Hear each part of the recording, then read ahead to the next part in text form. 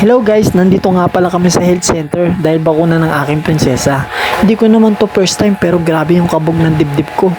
Tapos na nga pala siyang timbangin, grabe 10 kilo na ang prinsesa ko. At dahil pangalawa lang kami sa pila, ay tinawag na agad kami. At sa mga oras na to, alam ko na nakakakutob na ang prinsesa ko. At maya maya nga, tinawag na kami at siya na nga ang tuturukan. At sa mga oras na to, grabe yung kabad ng dibdib ko. Talaga nakikita ko rin sa kanyang mga mata.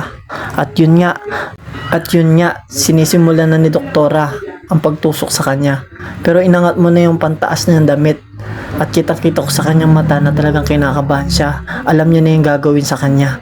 At yun na nga, pinahawak siya sa akin ni doktora. Hinawakan ko yung ulo niya kasi sobrang kulit niya. At yun, tuturukan na siya. Ang kala ko talaga hindi siya iiyak. At maya maya,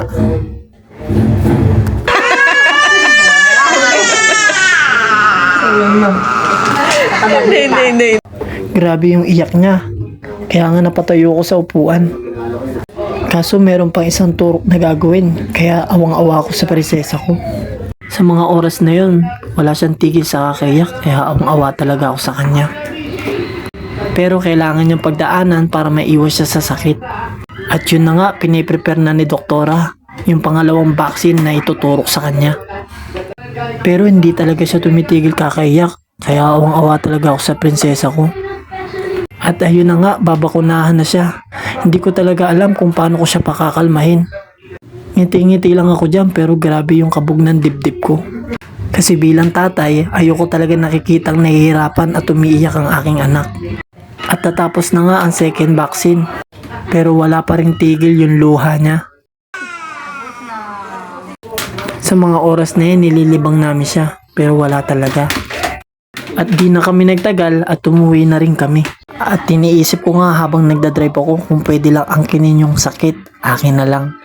Habang nagdadrive ako, iniisip ko pag uwi namin lilibangin ko siya. At pagkababa nga namin ng tricycle, agad ko siyang pinapatawa. Pero wala talaga.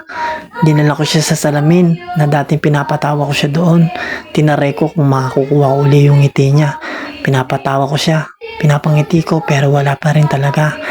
Kung mapapansin nyo, tulala siya sa sakit na naranasan niya.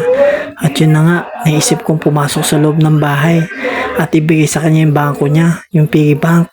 Binigay ko sa kanya para laro-laruin niya. Pinapatawa ko siya.